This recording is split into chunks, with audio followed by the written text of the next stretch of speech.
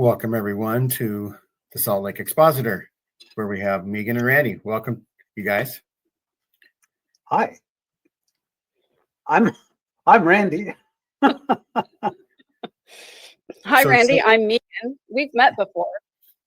Jean, Just in for case. having us back again. Yeah, thanks, Jean. Yeah, we're always excited to come on here because we are the vigilantes of the post-Mormon internet world, along with several other people. But we like to keep an eye on what's happening in the news, how it might affect you, and what can we do as expositors to slow it down and help bring the nastiness to an end, depending on the subject we're covering. Yeah, I And think it the looks like- original. Go ahead, Randy. No, I was just going to say, I hope I don't have not laryngitis. What is it when you turn yellow? Your Jaundice. skin. Jaundice. No, not Jaundice. jaundice. The other one that you get in the islands. Yellow You, Well, anyway, you were in a paintball fight. is it malaria? But anyway, I feel like I'm yellow, and maybe it's because I'm wearing yellow, but my skin actually looks yellow. So, I think it's might just be here by the end of reflection. the show. Do you think? It's just your glow. You have that Ooh. glow about you. I have my Bumblebee shirt on Love it. because it's cold, it's dark outside, and it's wintry. And so I'm bringing a little sunshine into the house. Megan, you look absolutely stunning. Thank you. Today. Yeah. Thanks. I'm wearing a Christmas dress because why not? It is the season, and I don't get to wear dresses much anymore because I don't attend a church congregation with regularity. And so, yeah, I figured that I would dress up because why the heck not? I actually was recording with Kirsten earlier today. We were recording about Mormon temple weddings. And so we both dressed up as wedding guests. Wedding guests. Yes. Just for fun. That's right. Unknown That's guests. awesome. They were guesses. Right. Yeah. And I was going to say the original spirit of the Nauvoo Expositor was to print the truth about Joseph Smith's polygamy. And it was something that was not widely known. In fact, it was something that Joseph Smith himself denied publicly, that he was even practicing polygamy. And so I feel like the original spirit of the expositor is what we try to embody here, that we want to talk about all of the things, even if the mainstream church doesn't want to admit it or talk about it. That's right. Maybe on a slow news week, we might actually go over the expositor, because when we were kids, the Nauvoo Expositor was a bunch of anti-Mormon lies. Right. And it turns out it was just history. In fact, the LDS Church on its website quotes the Nauvoo Expositor to prove once and for all that Joseph Smith practiced polygamy in Nauvoo. And so that is something to say. So yes, also the Nauvoo Expositor exposed, we'll say, Joseph Smith's what might be considered crimes of a sexual nature. First of all, there's bigamy, and then second of all, there are teenage brides, which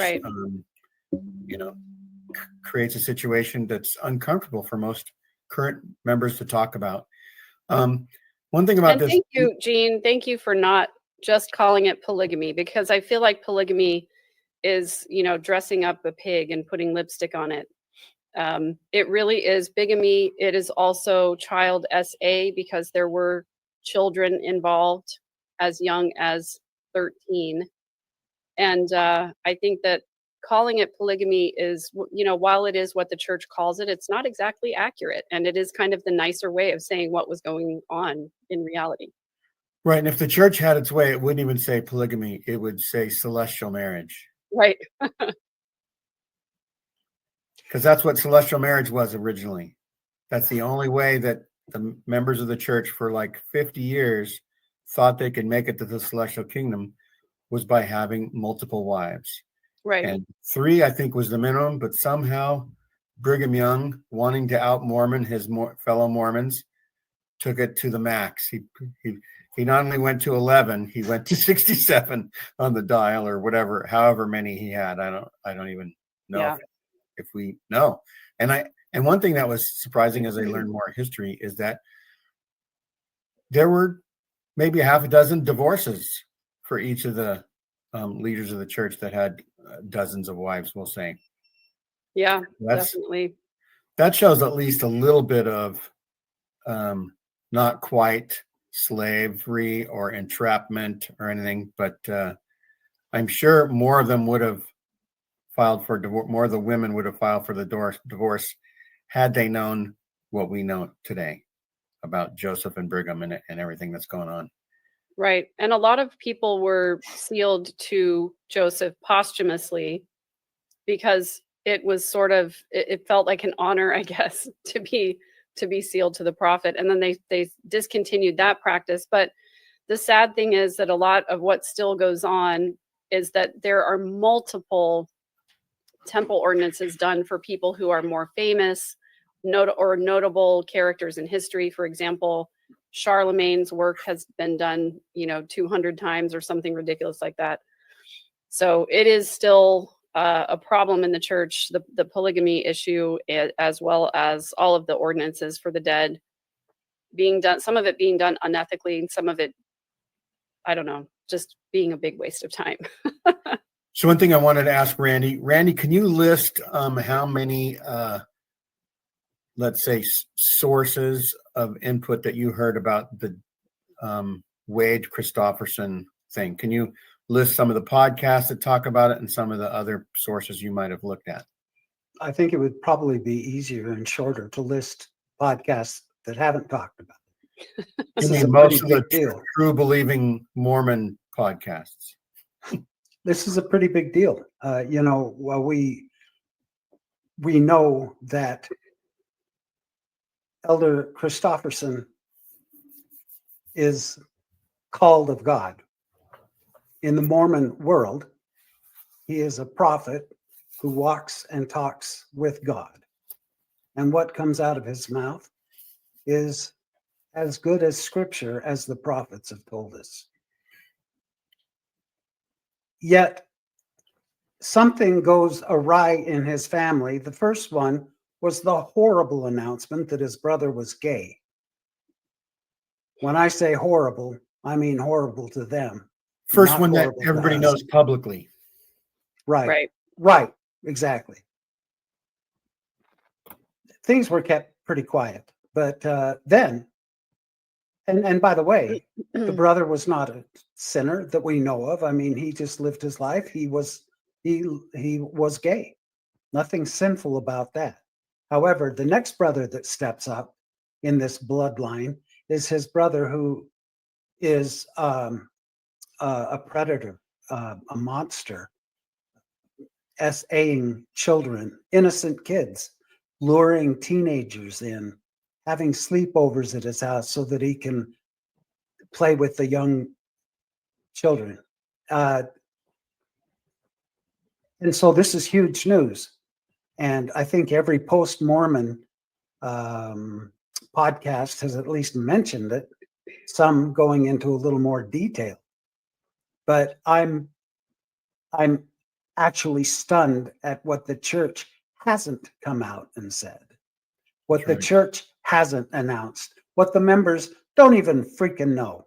Talking to my sister, I'm like, hey, can you believe about Elder Christofferson's brother? She's like, oh, does he have brothers? Okay. Yeah, they keep it quiet. Keep it hush hush. We don't want the church looking bad. I'm hopefully full of interesting, if not funny, comments. And I'm going to make an observation that maybe Wade Kristofferson will be known as the Michael Jackson of Mormonism. Because Michael Jackson liked to play with little kids. And well, okay, allegedly, I take a tiny bit of issue with that, knowing what his personality is like personally, and having visited with him great deal. But yeah, I mean, if it's true, he made some very unwise decisions. And if it's true, shame the hell on him. I hope not. But Right. You know. Listen, to be clear, you have met Michael Jackson, the singer, but you have not met Wade Kristofferson. I have not. No. Because you used he pronouns, and so I just wanted to clarify that. So anyway, the news is about Wade, but there's something that has been sticking with me, and we mentioned it last week. Wade mentions that his gay brother was a eyesore, a spot, a stain on the family for being gay and divorced and out of the church. That was so horrible to him. And yet that was what he said in 2017, 20 years after he was rebaptized after getting excommunicated for something. We don't know. The cover story was that he committed adultery. Now, it could be that he did that, but it could also be that that was just a cover story and it was child SA that he got kicked out of the church for. Megan, do you have anything to say about that? Well, yes. I mean, I have so many things to say, Gene. I feel like you asked me that ironically. Yeah, I just will start by saying that whenever a case like this arises in the LDS Church, it feels, well, feel is the wrong word. I've seen evidence of the fact that the focus is on rehabilitating and or getting the man through the repentance process. I feel like the focus, or again, I should not say feel. The evidence shows in the past, like the focus is not on the victim. The focus is not on what can we do to help the victim. The focus is on getting the man through the repentance process so that they can return to church service and, you know, continue to enjoy the blessings of the priesthood in the temple. And we've seen so many cases where the victim is blamed and or shamed and, you know, and made to feel as though they contributed somehow to their own abuse and harm. So that definitely is on my mind. Whereas he could have been excommunicated for almost anything. However, what we also know through scientific evidence and through research is that crimes of SA do not just go away. Those proclivities and desires do not just leave a person, even when they receive consequences for it. And so my concern is always that if someone does get excommunicated and then rebaptized, what have they done to work on the mental health issues that lead to child SA in the first place? Usually the answer is zero, because that's not the focus. The focus is repentance. And the focus is that if you take your sins to the Lord, that he will take them away from you if you sincerely and humbly repent. Well, the problem is that while that has a place in faith, it does not have a place in mental health. And when you are found guilty of child SA, if you don't address the underlying problem, it's going to happen again and again and again and again. So when I hear a story of someone who was excommunicated 20 years ago and then rebaptized, and now they've been arrested for federal charges of SA, my assumption based on accurate factual information is most likely that's what they were excommunicated for 20 years ago, and they just never got help. And Trace, on the case, this is a great point. They just get sneakier. And what we learned from the Architecture of Abuse podcast is that pedophiles share information with each other about where are the safe places that they can find victims and get away with their crimes. And we know that predators have shared with each other that the LDS Church is one of the safest places for predators because of the way that the LDS Church treats people when they are found guilty or when they're confessing or when a victim comes forward about SA. And I'm going to say that the repentance process is the beginning stages of a cover-up. And the cover-up mainly is to protect the name of the church. I was going to say Yes. the good name of the church, but we can't even say that there's a good name of the church. There's been some recent news that the Mormon church has one of the lowest ratings of all churches in America. And it's not just because the secret lives of Mormon wives, right? It's for other things. Yeah, it's because, Gene, these men grow up so repressed, don't look at women. You know, I remember we had a fireside and we had a visiting general authority, probably a 70, who was telling us well, actually, it was a priesthood fireside. And he told us boys that there's nothing wrong if you see a pretty girl on the sidewalk. There's nothing wrong if you see her. You can't help that. But don't keep her in your mind. You remember the last thing you saw should not be that girl. And I grew up really with this funky habit of, if I saw a pretty girl, I'd try not to look and get that out of my mind, simply because I was told that as a deacon. That pretty girl's in my mind already. I know, and you haven't even met her yet. But I guess what I'm really getting at is Amanda and I recently watched a documentary on the Baltimore bridge collapse that was devastating, horrible, many people killed. And guess what they knew? They knew ahead of time that there was a weakness in that bridge. But nobody did anything because they're like, what are the chances? But that made them incredibly liable for all the people who lost their lives. And this is the same type of deal with not only Christofferson, but all the other predators that are found in this repressed organization where the men aren't even allowed to look. Well, guess what? Men fantasize. They think. They get worked up about stuff if they're completely shut out from it. Shut them out from the world and watch what happens. They become a bunch of freaking predators. And now that the church knew about this and that it was covered up, and not only covered up, he was rebaptized and put right into a position where he could be with young people. They are so liable right now. And I hope whoever the victims are, I hope they take him to the freaking cleaners. The church, actually. Yeah. So, Randy, I will say women fantasize too. Let's not leave them out. And also women abuse too. But any system or society in which perfectly normal sexual expression is silenced and shamed, it's going to come out sideways at some point. There is going to be abuse. There is going to be, unnatural affection, which I'm speaking about grown people wanting to be with children. Those kind of proclivities are going to develop and fester in a system where normal sexual behavior is shamed.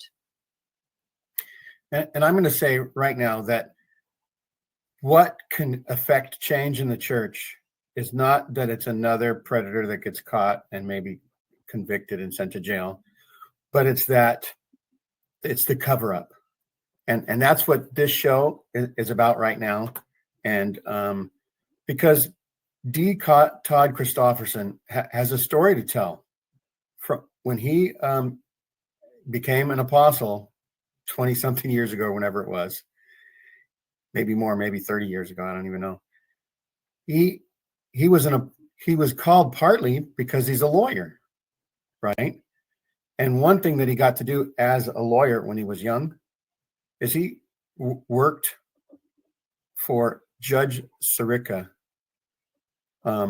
this Watergate scandal prosecutor, right? Hey, Jean, before you go into that, can we just briefly say for anybody who hasn't heard of this case yet, can we just briefly say what it is? Oh, sure. We'll go back to here. And I'm happy to give a little synopsis, or you can, it doesn't matter. Yeah, I'll let you do it. Okay. Yeah, I just want to say that we're talking about Wade Kristofferson, who is 72 years old. He is the brother of LDS Apostle D, Todd Kristofferson, and he was charged in an Ohio federal court with attempting to sexually exploit a minor, along with a second count of coercion and enticement. And what was found out is that he was grooming young girls, and he developed this sort of code language with these young girls. And then he would FaceTime them and ask them to see, parts of their body, essentially.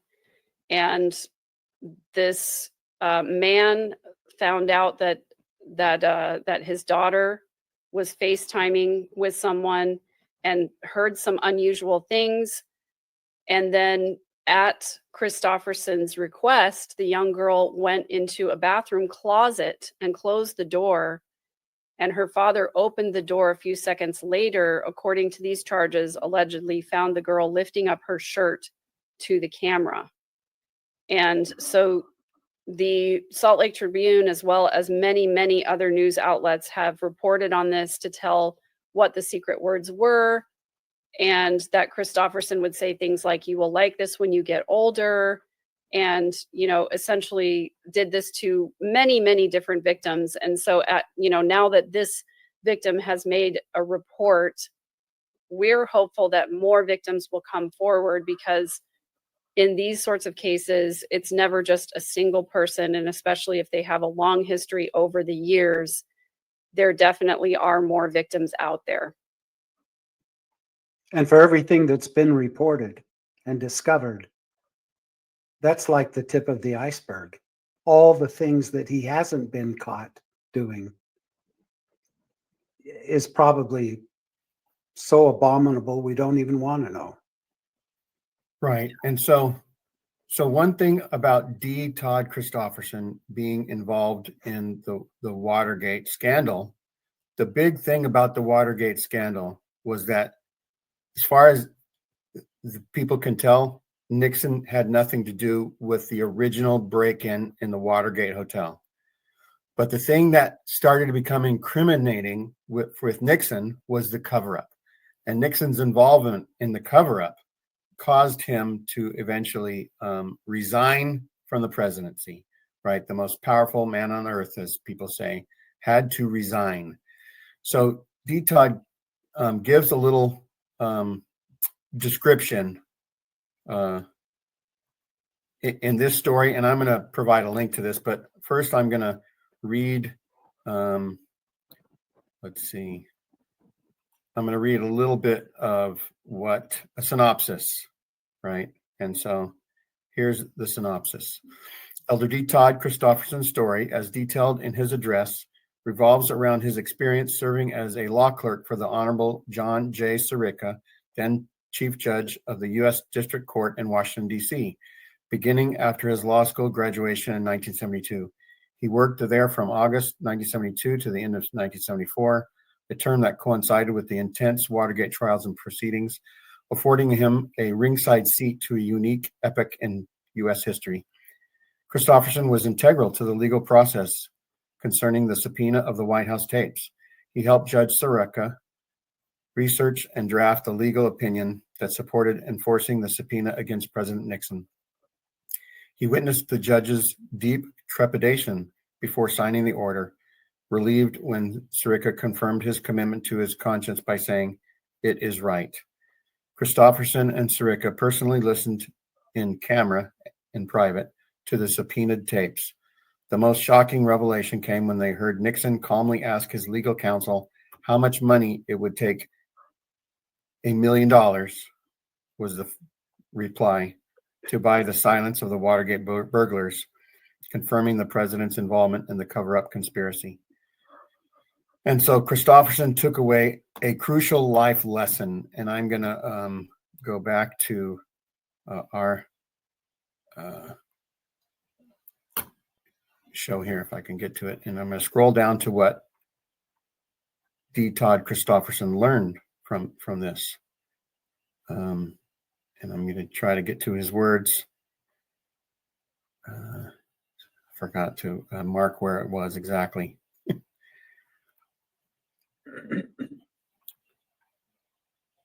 So anyway, I'm also going to provide the link to this newsroom article. Well,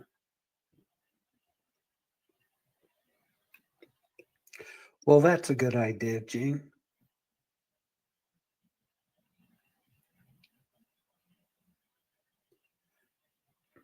So say a little bit more, Randy. Well, you know what? This cover-up that is quickly becoming very well known amongst the post-Mormons anyway, and I don't know what they're sharing with the members of the church, but this cover-up is just another witness to the fact that there is no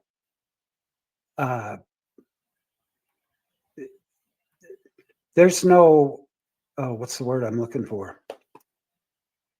People should know, if they're true men of God, more about the families of the people that are put into apostleship. And if there's really truly discernment, they would say, hey, there's a reason maybe this wouldn't work right. But discernment, schmiscernment doesn't seem to play a role in the callings of the church. So Okay, so I have it now. He says his term of service gave him a ringside seat, and it allowed him to learn some crucial life lessons at the outset of his career. And I'm just going to go to the necessity of always and invariably submitting to the dictates of an ethical conscience. And it warns him that making even small exceptions puts one in danger of losing its benefit and protection altogether. So he talks about integrity, right?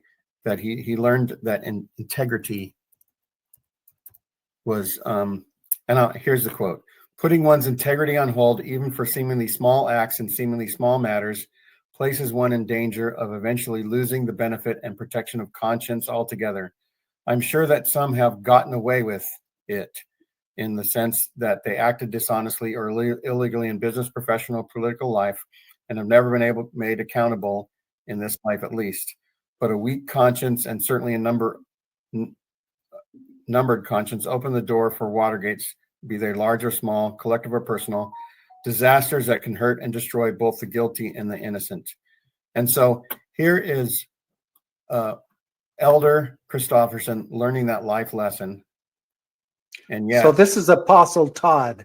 These are his words. That's D. Todd Kristofferson saying it's basically it's the cover up, and that's where you lose integrity. And if you don't follow your conscience, you will lose a lot in this life and then the next. And I'm going to say and make a statement right now. If everybody will share this, here's what D. Todd Kristofferson needs to know. It's time to share what you know and when you knew it, D. Todd Kristofferson. That is the integrity. That would be integrity if you did that. If you cover it up, if you keep on covering it up for the church, this problem will just get kicked under the rug or swept under the rug, kicked down the road, whatever the things are, until something even worse happens. And this is the time. This is the time for the church to actually start doing things to protect those that need the protection the most. And if I can just remind the viewers, anyone listening to this, that this ain't our first rodeo. What about Russell M. Nelson, whose child was accused of the same type of thing? And there's a lot of great evidence that it's not just an accusation, but a fact. And what does he do? He calls for a social media fast. Let's all drop social media for a little while my kids are raked over the coals for being SA predators. I mean, this is not a new thing. But it's just another example of the church's willingness to hide things that are very harmful and damaging, and to put kids and other members in danger of it happening again. Come on, Have integrity. Todd knew when his brother was excommunicated. Todd knew when he was rebaptized. He knew when he became a bishop. They know all these things. They're brothers. They talk. And Todd knew when he was put into this position, his brother, Wade, when he was put into position to do it again, set him up. It's like taking someone who's an alcoholic and they finally get through AA and they're doing great. And then what do? You move them into a bar and say, we want you to work here. Yeah, I'm disgusted by this whole thing because, well, for many, many reasons, but one of the reasons that this is so disgusting to me, the cover up of it, is that when you don't hold somebody accountable for their behavior, you are actually creating future victims. All of the people who have been abused since Wade Kristofferson was originally excommunicated, that the responsibility for that lies partially with the church members or the church leadership who did not expose him at that time. And I truly believe, I'm so grateful for the work that Floodlit is doing. I truly believe that when there is a predator in the church, that it needs to be announced from the pulpit. And I will tell you another really disturbing case that has happened right in my backyard is that a man who was charged, convicted, tried, and found guilty for, preying on young men as a school teacher was just instated into the stake presidency of my very own stake here in San Antonio, the San Antonio North Stake. People raised their arm to the square to sustain him as a member of the stake presidency. And I'm sure the reason they did that is because they had no idea that he had been convicted of being a predator. He lost his job as a teacher for inviting young boys to spend the night.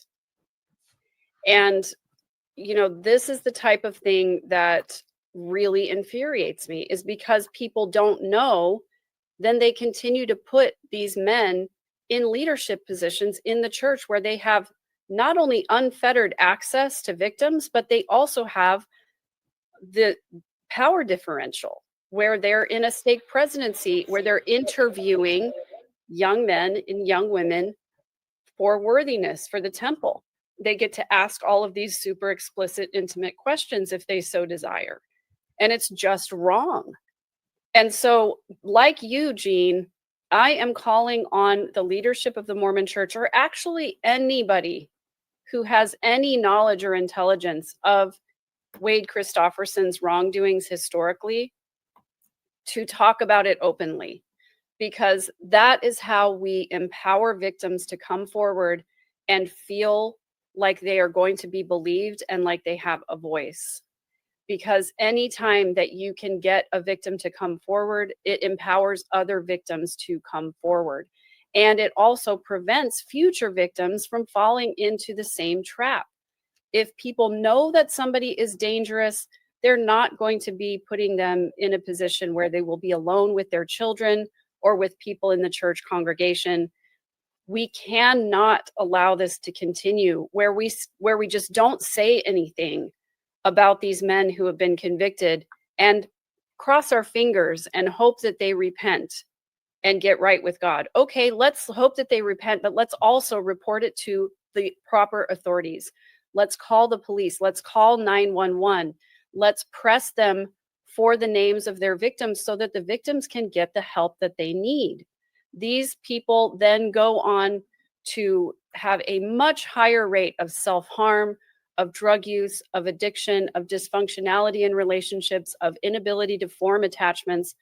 As an SA survivor, I just cannot say enough about supporting believing victims and getting them the help and the services that they need so that they can go on to live normal lives. That's right. You, Even you see a lot. suicidal ideation, and probably some people have committed suicide as repercussions from some of these child SA events. And so 100%. that's partly why I decided to say that silence is deadly. The cover-ups for years and decades and decades and decades has caused deaths, and it's time to stop it. And as far as reporting it, when Megan says report it to the police, she means the police, not the church, because the church would love for you to call them first so that they can get someone to lift the rug while they sweep it under. Right. Yeah. This comment is particularly troubling to me. Thank you, Deborah Harding, for making this comment. It's time for the church to step up and do the things they claim that they do to protect children.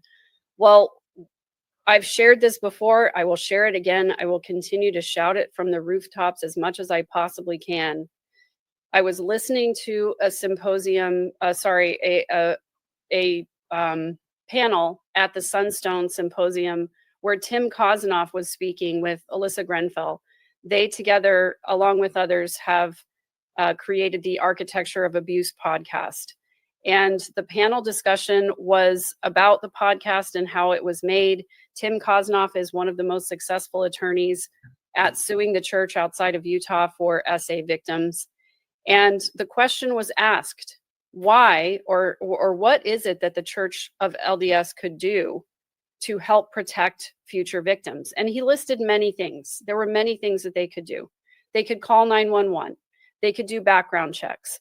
They could, publish the names of people who've been convicted as predators, but they don't do any of these things. And do you know why? Do you know what Tim Kosanoff said?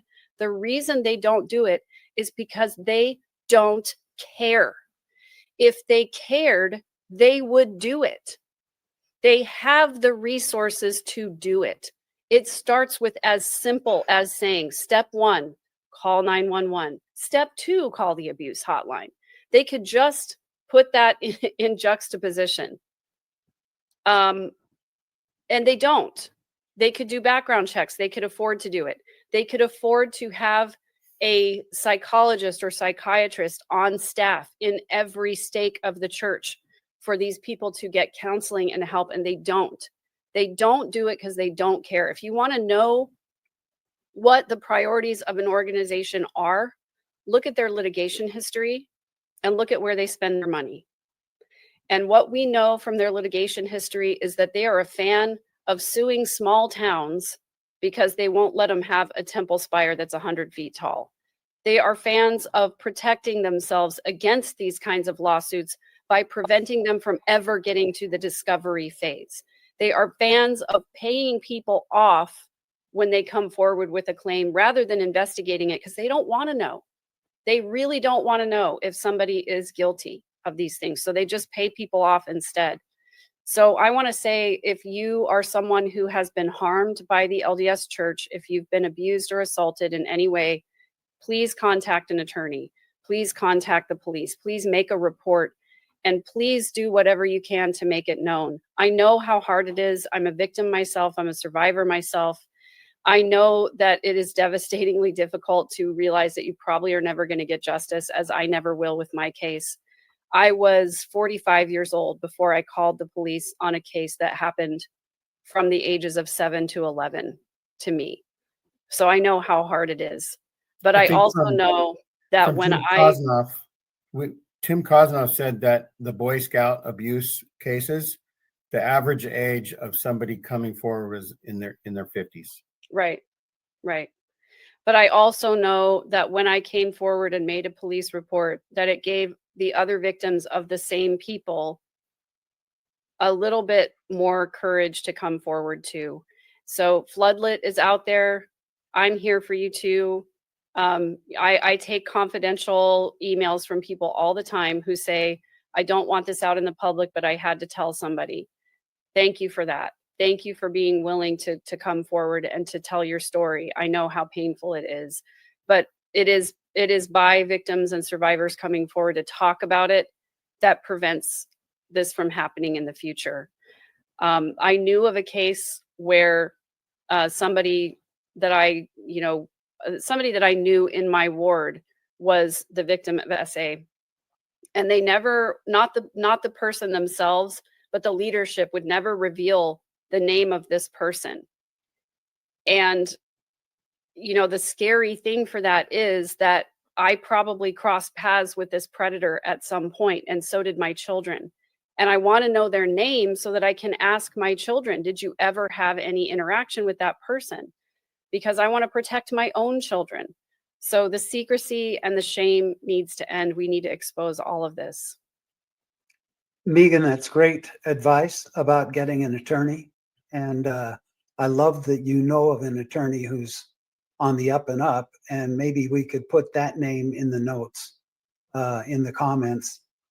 Also, you've seen a ton of ads put out there. Have you been molested? Have you been, blah, blah, blah, by anyone in the LDS Church?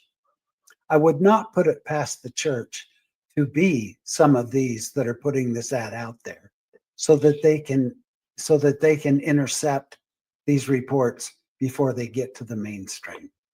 So be very careful about who you report it to. And Megan, knows of the name of an attorney. That's a good place to start. At least they will know someone who's for real, and not, far be it from the church to be dishonest, but I can see them doing that. Right. A click. Sometimes clicks aren't all trustworthy.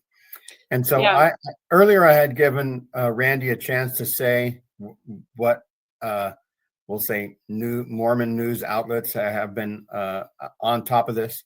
Rebecca Biblioteca has done a great job with Radio Free Mormon and Bill Reel on Mormonish and Mormon discussions. And Megan Hayes has been all over this on her show, which is called, Randy, the Mormon News Roundup. It's generally unquotable.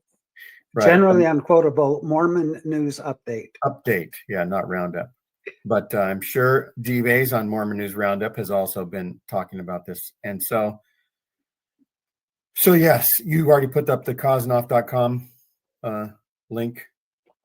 Yes, that's Tim Kosnoff's website. And if you go there, there's a place where you can contact, his mailing address is in Houston, but he also has a Twitter. He also has an email. They have a main phone number. He was saying in the Architecture of Abuse that when you call, it's him, and it's his firm that answers the phone. You're going to be talking to an actual attorney. And if you prefer, you can send a text. If you go to his webpage, you can fill out a form that he has on there, and somebody will contact you. If you don't feel comfortable revealing your name or any of that, you don't have to say anything that you don't want to say. And the other thing he points out in the Architecture of Abuse is a lot of people don't come forward because they're afraid that they're going to be asked, intimate details about what happened to them. And he said that is not the case. He said they really just need to know generally what happened, and they're really able to get a lot done with just the general information. They also have resources that they can point you to for trauma-informed therapy as well. And that is one of my, the things that I advocate for the most, is to make sure that you find a trauma-informed therapist, not just someone that says they are trauma-informed, but when you're interviewing therapists, that you should ask them questions about what their practice specializes in and how much experience they have dealing with trauma victims. Because some people will have taken a certification course or a class and then say that they're trauma informed, but that's not their specialty. That's right. This is another organization you can report to if you want some, I'm not going to say confidentiality, but maybe some friendly people to talk about things. Well, I can say confidentiality because I have spoken with floodlit.org. In fact, they reached out to me after one of my podcasts and asked me if I wanted to share the details of what had happened to me, because they said, we want your story to be as floodlit as you want it to be, or as floodlit as possible. And so you can contact floodlit.org. You can write out your story and tell it to them. They will not reveal your name. And even if the person that you were abused by, even if it's not possible for that to go to a court case, they will still post the information on their website. Now, they can only, of course, say allegedly if somebody hasn't been charged or convicted, but at least your story can be posted, even if they're not allowed to share the name of the individual. They can at least share your story, and they will put a location to it, and that sort of puts people on the alert. That's right. I probably should find the Architecture of Abuse podcast series and put it in the chat as well. I have it, actually. I can. Okay, you can just do it. Also, We Are the People that you just put up there, they're the same ones that did the expose on Tim Russell Nelson and his kids being involved. Oh, right. Yes. So, and that's their where you'll whole find thing that. is the church can be true and there could be bad people in it. And we need to get the bad people, people be made aware of the bad people, and we need to get them out. We need to clean the house. And it's going to take the people, an uprising almost, to do it. So someone says Almost Awakening podcast too. So I just posted the YouTube link for Architecture of Abuse, but it's also available anywhere that you listen to your podcasts. And I will also put the Spotify link here as well. Another thing about each one of these predators, they're like a cancer cell in the body of the church. They are like, there's so much of it going on underground, but people see these men getting caught coming forward and they're like, maybe I'm not that unusual that I have these strange desires. And I think it sometimes gives them the feeling that it's okay for me to do, because look, it's an apostle's brother that's doing it. It's an apostle's kids that are doing it. Can't be all that bad. And that's the worst part of it all. The cancer has to be cut out of here. A good example is there was recently an athlete for Brigham Young University who, if it's okay, I'll just pull this up, who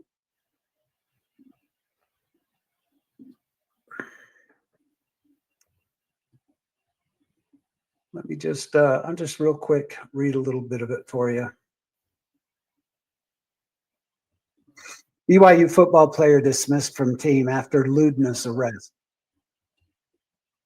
A Brigham Young University football player has been dismissed from the team following a lewdness arrest. Provo Police Department said that Kason Krebs was arrested in connection with several lewdness incidents near the Smith's grocery store. He allegedly publicly exposed himself and engaged in other lewd behavior before fleeing on foot before police could arrive. Kason Krebs has been dismissed from the team for violation of team rules.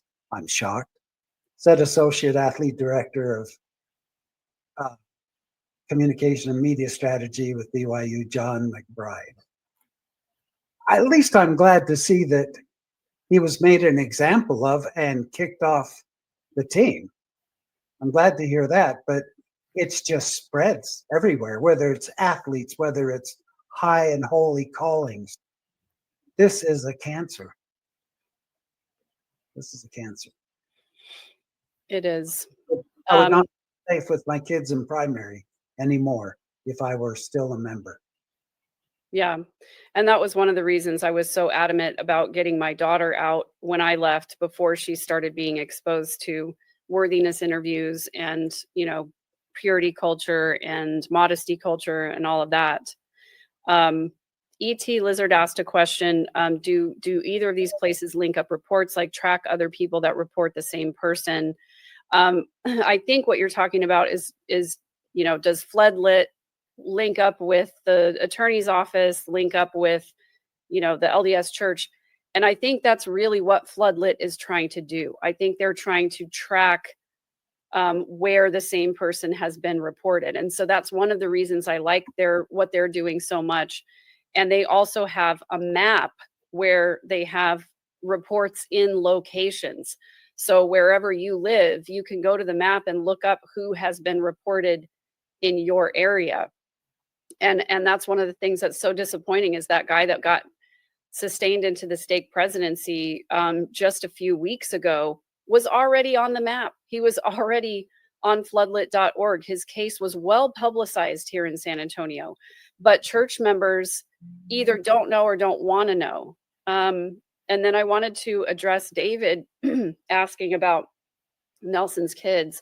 Russell Nelson's daughter was in the center of a child SA case that took place in 2018, or sorry, it was filed in 2018. It was a lawsuit that was filed in 2018 alleging SA that went back all the way to the 80s with them holding quote unquote touching parties. And so I put that article, just one of the many of them, I put the link to that there in the chat so people can see it. It's not, we're not out here just spewing anti-Mormon lies. We are telling the truth. We are talking about real cases of real people who have been perpetrators of terrible, terrible crimes against children in the church. And, it's not just because we've left, it's because we care about children.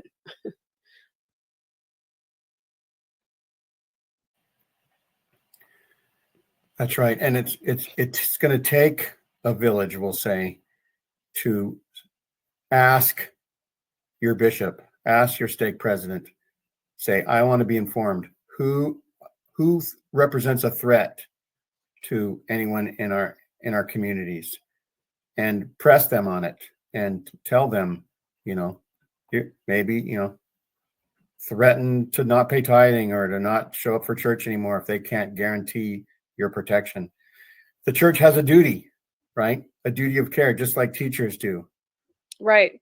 And unfortunately, that's one of the other things that the LDS Church could do, is they could make their, they could agree to make their bishops and stake presidents and anybody who works with kids mandated reporters. But in fact, they have fought against that in many, many states.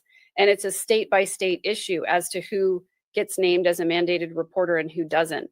They have claimed clergy penitent privilege over and over in these SA cases and in the case of not making people mandated reporters, because they do not want it to be exposed. They don't want to be held accountable for these things. Megan, would you agree with the statement? All humans are mandatory reporters. Yes. All humans should be mandated reporters. If you see something, say something. If a child reports abuse to you, go report it to the proper authorities.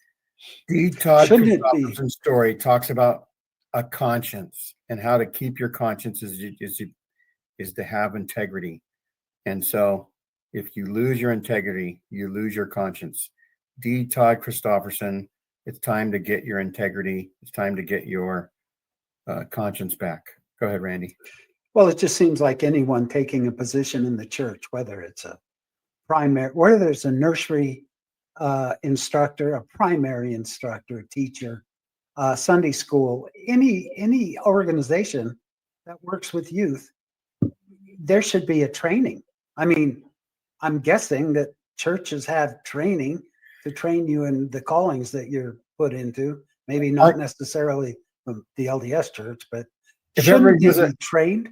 If everybody does a search on the gold standard LDS Church SA training or something like that, you will see that they laughably say that they have the gold standard. The gold standard usually means what, Megan?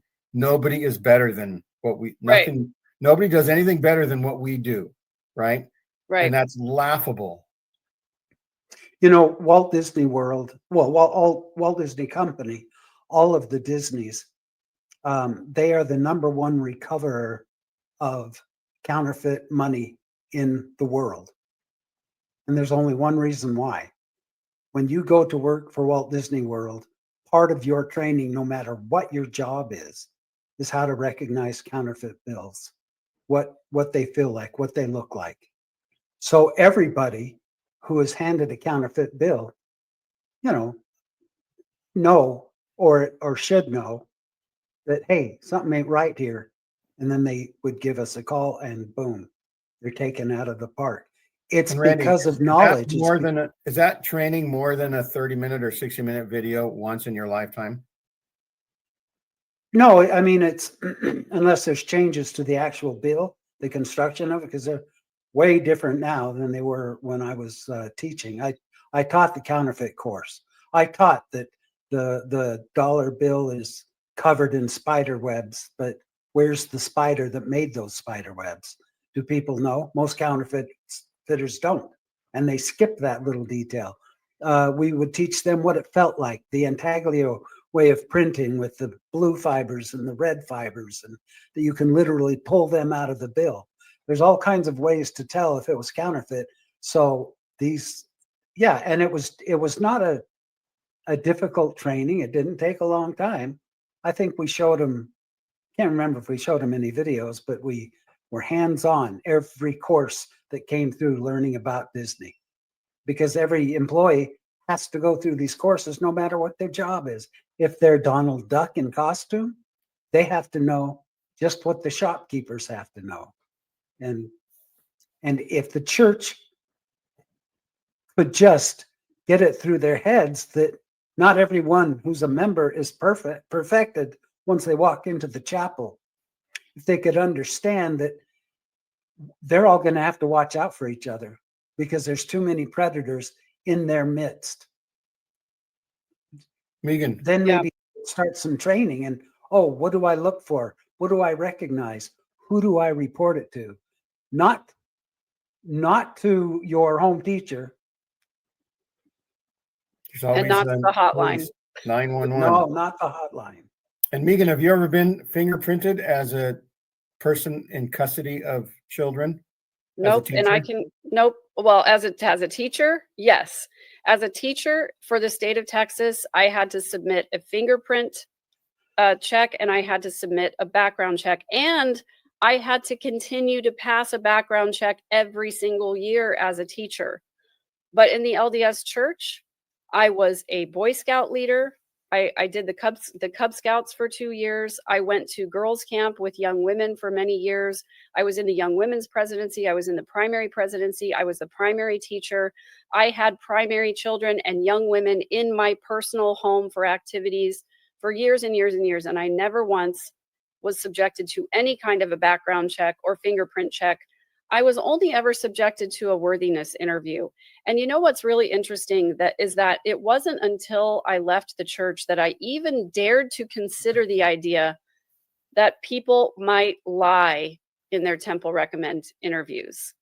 It wasn't until I had a relative of my own that I knew had been accused of SA that I thought, even though he's a temple worker, I guess he must have lied in his temple recommend interview.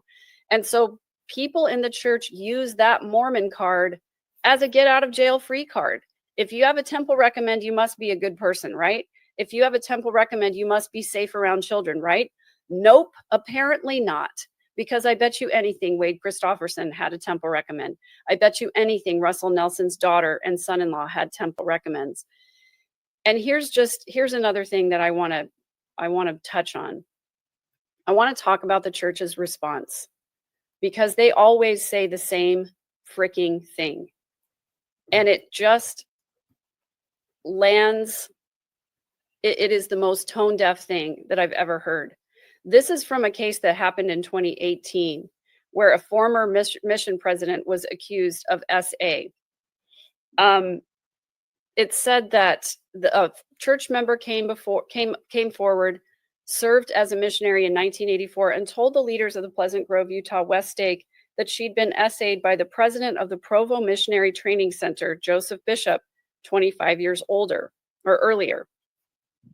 They go on to talk about the allegations here. And then they say, we share the anger and distress church members and others feel to learn of incidents where those entrusted with sacred responsibilities violate God's commandments and harm others. Such behavior is repulsive and sinful. And then they say that they're looking into it. And then the final statement is, SA cannot be tolerated in the church. We continue to urge our leaders to take reports of abuse very seriously. Leaders should call the church's abuse helpline, which has been established to assure that victims are cared for and that abuse reporting laws are strictly obeyed. And that is a lie. Yes, it is. The church's abuse helpline was not established to assure that victims are cared for. It was established to ensure that leaders follow their legal responsibility, which in many cases is absolutely nothing. They established that abuse helpline so that bishops and stake presidents could speak with an attorney who then advises them not to report it to the authorities. They advise them to urge the individual who has perpetrated the abuse to report it to the authorities. Guess how often that's going to happen? 0. That helpline was not established to ensure that abuse reporting laws are strictly obeyed. That helpline was established to make sure that if a church leader is not obligated under the law to report it, that they don't report it because the church does not want to be involved. That statement was made in 2018, and similar statements have continued to be made every single time this problem comes up until today. They have not changed anything, nor will they. I'm aware of, I think, at least 3 bishops who just in the last 10 years, part of their testimony crumbling is because as bishop, they had a situation come before them. They looked in the manual, they called the helpline and thought, oh, I'm going to get help on how to handle this. We're going to get help for the victims in this.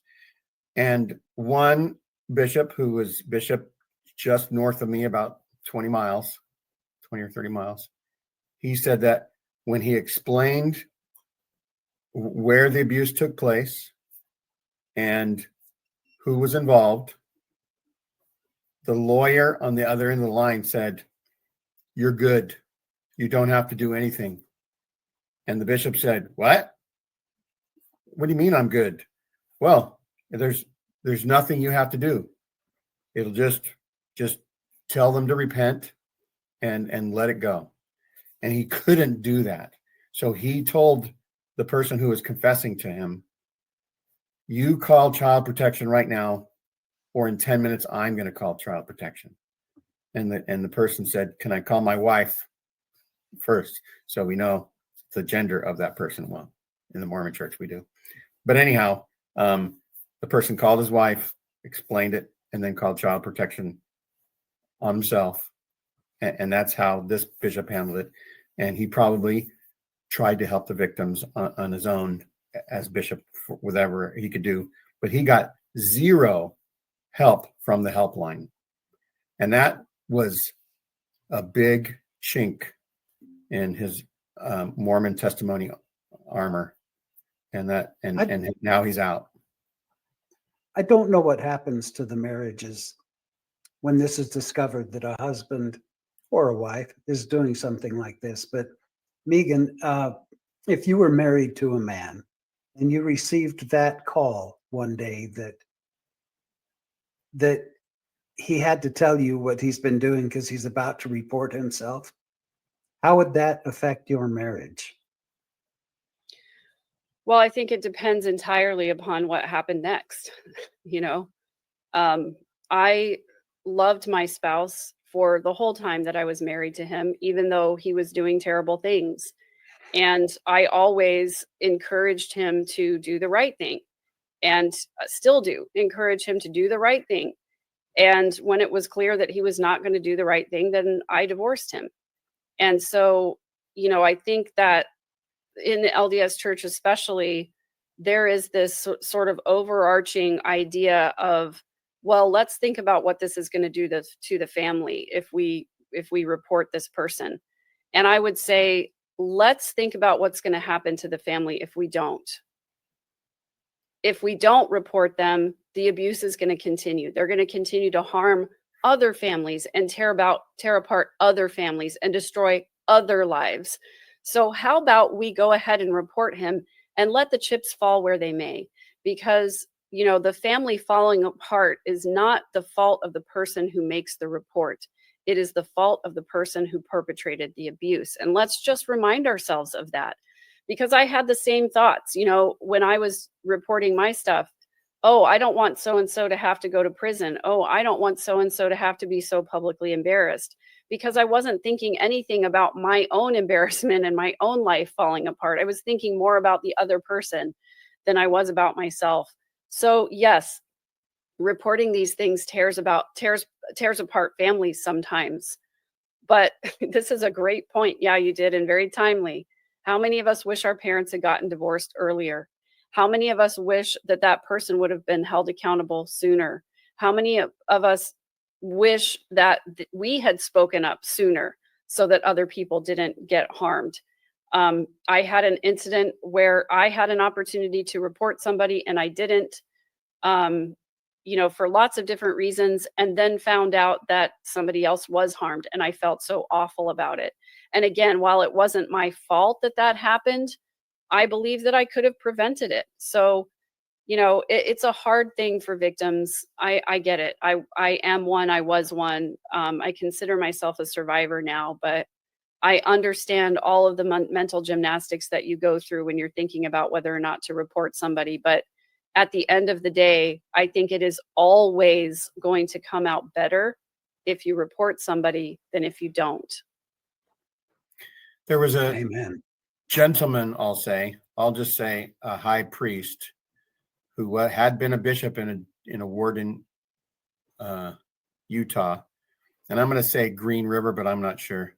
And this brother's name, his last name was Anderson. Now, that's a pretty common name. But anyhow, he would reach around young women in the church, and also regular women, I guess, regular age, whatever, and grab side boob. And since we're saying, what did Todd Kristofferson know and when did he know it? I'm wondering who knew about this former bishop and when did they know it and what did they do about him? He ended up touching my mother-in-law on her chest after a double mastectomy and telling her and kissing her on the lips and saying, "You're still a woman to me."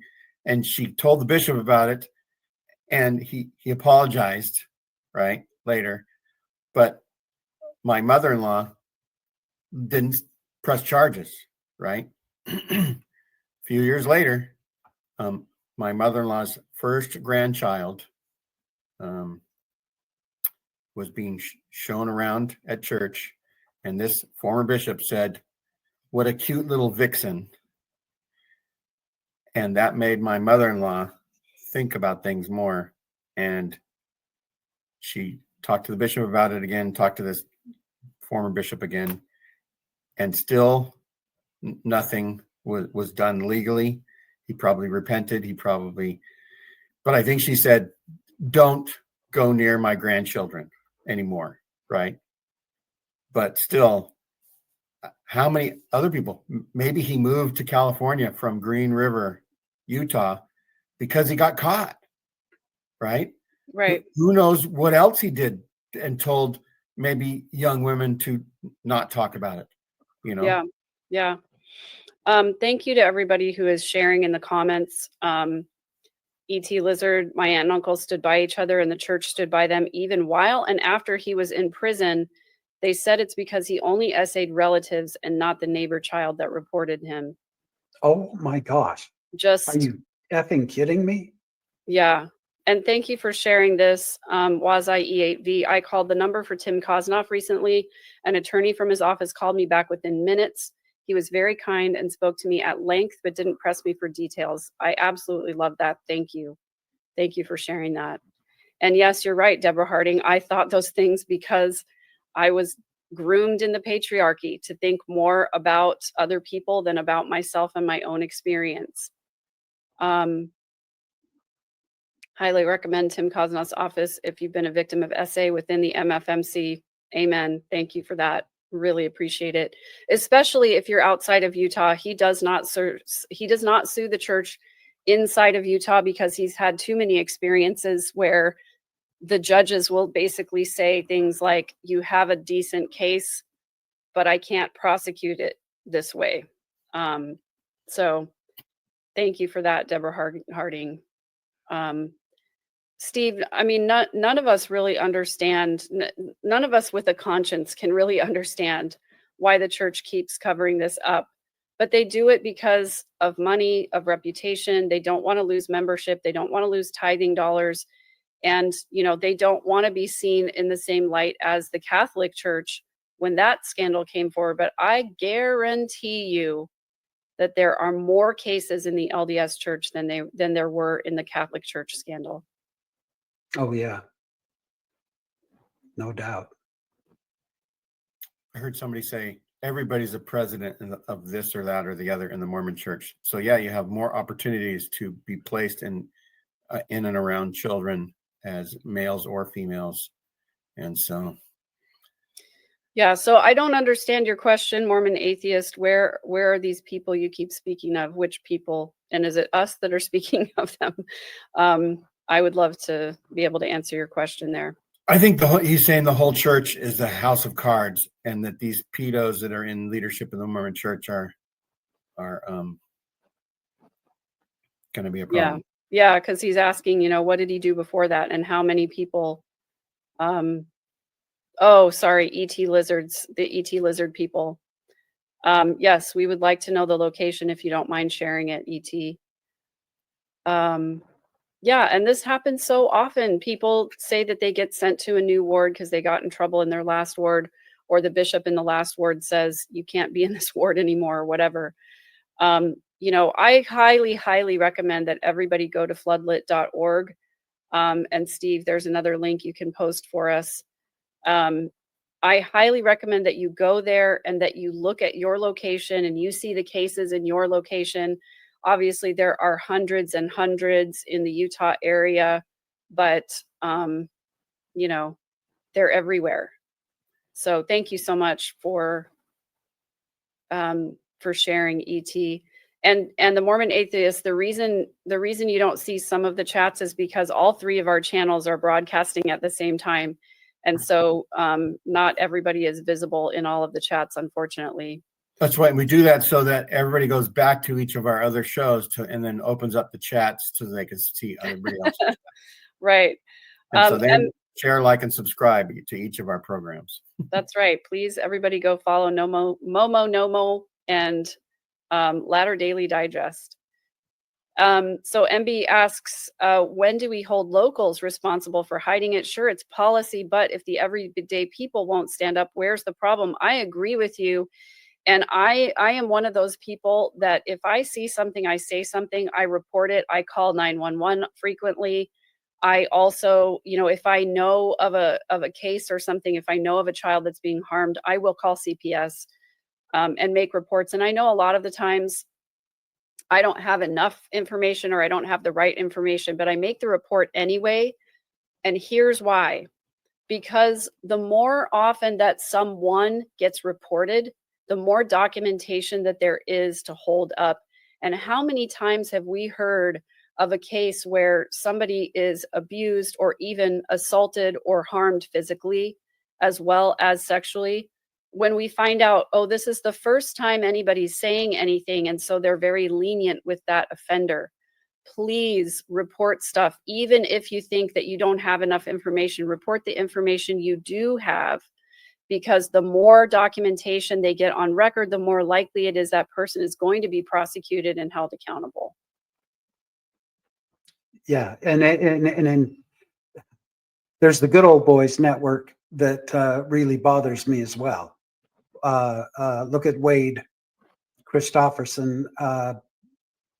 After he was excommunicated, it was apparently noted on his records, but then his bishop was a good friend of his. And I don't know who redacted the notes off of his record, but after he was with that bishop, they were gone.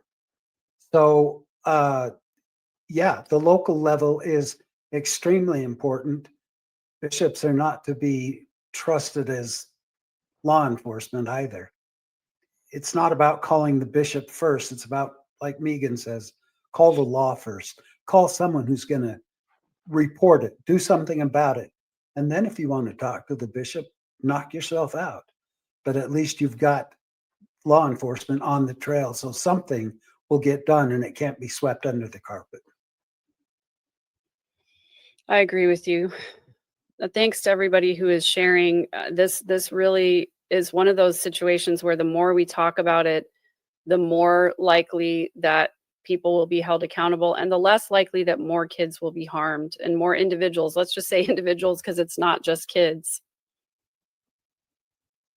And what is it that they say about almost worse than something bad happening is other people, good people, not doing anything about it? I think that's around like Nazism.